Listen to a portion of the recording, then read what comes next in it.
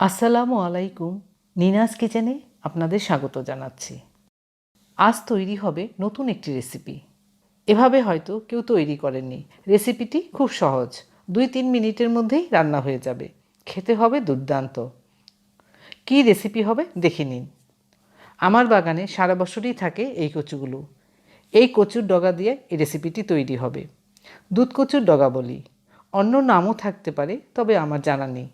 বেশ বড় 3-4টি ডগা নিলাম, তবে পাতাগুলো ফেলে দেব না। এই পাতার ভর্তাও খুব মজার, কোনো এক সময় হয়তো দেখাবো আমি। বড় ডগাগুলো একটু ছোট করে নিলাম। দেখুন বন্ধুরা, ডগা কাটার পর কষ বের হচ্ছে, দেখতে দুধের মতো, সেই জন্যই হয়তো এর নাম দুধ কচু। আঁশ ছাড়িয়ে রেখেছি, তার আগে ধুয়ে নিয়েছি।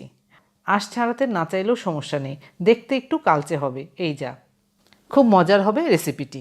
কেটে নিচ্ছি কিভাবে দেখুন। বেশি চিকনও করার দরকার নেই, আবার মোটাও না। কচুর ডগা কাটা হয়ে গিয়েছে।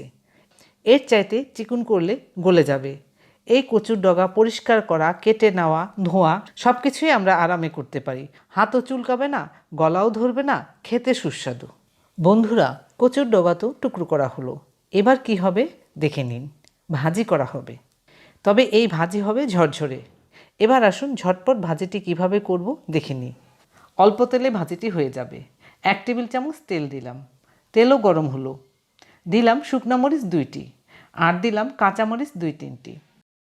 মরিচগুলো ভেজে নিলাম 1 মিনিটের মতো। ঘ্রাণ বের হচ্ছে খুব সুন্দর। দিয়ে দিচ্ছি রসুন কুচি 1 টেবিল চামচ, আর পেঁয়াজ কুচি দিলাম আধা কাপ। পেঁয়াজ রসুন ভেজে নিতে হবে, তবে লাল হবে না।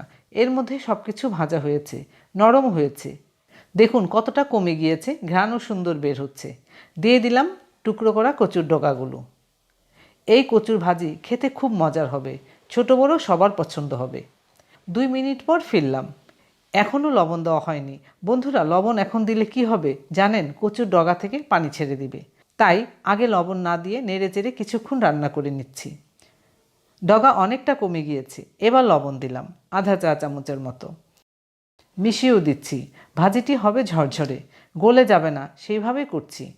চুলার আঁচ মাঝামাঝি রেখেছি। দেখতে পেলেন কতটা কমে গিয়েছে। আর কিছুক্ষণ রান্না হবে। কচুর ডগার ভাজি গলিয়ে ফেলবো না, ঝরঝরে হবে, তাই রেখেছি। এভাবে আপনারা দুধ কচুর ডগা ঝরঝরে ভাজি করে নিতে পারেন। যে কোনো রেসিপি আমি আগে করে খেয়ে দেখি, তারপর আপনাদের শেয়ার করি। এই কচুর ভাজি অনেকবার করা হয়েছে। এই কচুর ভাজি আমাদের সবার পছন্দ। আমাদের ভাজি তৈরি। এবার ভাত, রুটি, পরোটা বা পোলাও যা ইচ্ছে তা দিয়েই খেতে পারেন। নানাভাবেই তো কচু রান্না করে খাওয়া হয়। আজ না হয় আমার মতো করে এই কচু ভাজিটি করে খেয়ে দেখুন। আশা করি আপনারা নিরাশ হবেন না। ধন্যবাদ সবাইকে আমার ভিডিওটি দেখার জন্য। আপনারা ভালো থাকবেন সবাই।